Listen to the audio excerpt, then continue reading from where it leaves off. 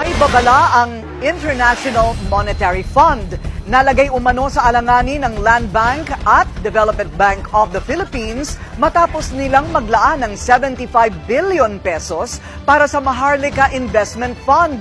Ang detalye sa agenda report ni Sujin Kim. Nanawagan ng International Monetary Fund para sa agarang capital restoration ng Land Bank at Development Bank of the Philippines. Ito'y matapos maglaan ng 50 billion pesos ang Land Bank at 25 billion pesos ang DBP sa Maharlika Investment Fund. Ayon sa IMF, ang kapital na inilabas ng dalawang state-owned banks ay nakaapekto sa kanilang liquidity at common equity na sukatan ng financial health ng mga bangko. Para kay Alex Escucha, ang presidente ng Institute for Development and Econometric Analysis, bumaba ang common equity o CET1 ratio ng Land Bank at DBP. Ang sa DBP, naging mas mababa pa sa regulatory minimum na 10%. Because of that reduction in capital, DBP will have no choice but to reduce its assets and loan portfolio. Simple implication, they cannot expand.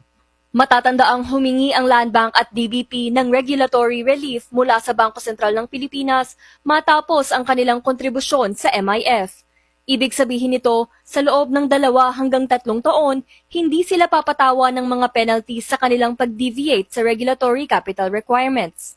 Kampante naman si Escucha na kayang maabot ng DBP ang 10% CET1 ratio sa katapusan ng taon, basta't makapag-generate ito ng kita na 10.4 billion pesos. Pero may babala rin si Escucha, sakaling magtagal ang mga ginawad na exemption para sa Land Bank at DBP. Well, it's an obvious issue because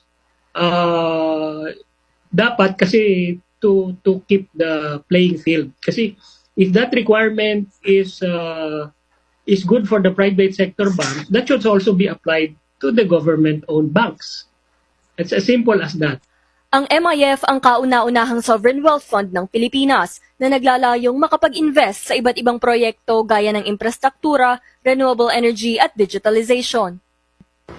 Dagdag pa ng International Monetary Fund, dapat tiyakin ng Bangko Sentral ng Pilipinas na anumang exemption ay pansamantala lamang at hindi makakaapekto o makakasira sa financial system.